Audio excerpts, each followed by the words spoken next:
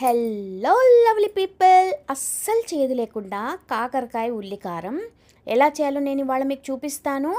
చాలా టేస్టీగా ఉంటుంది. ముందుగా కాకరకాయలు చక్కగా క్లీన్ చేసుకుని ఇలా రెండు సగాలుగా కోసుకుని దీంట్లో ఉన్న సీడ్స్ గింజలు మొత్తం తీసేసి ఇలా రెడీ చేసి పెట్టుకోండి.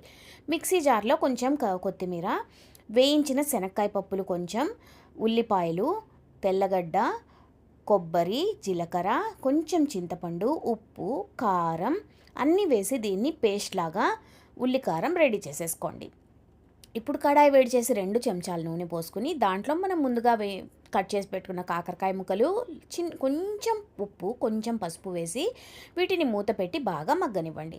తర్వాత మనం వేసుకున్న మసాలా పేస్ట్ కొంచెం నీళ్లు పోసి దీంట్లో వేసేసి ఒక 5 నిమిషాల పాటు ఉడికించేసుకుంటే కాకరకాయ ఉల్లికారం రెడీ. వేడి వేడి అన్నంలో నెయ్యి వేసుకుని కలుపుకొని తింటే కమ్మగా ఉంటుంది.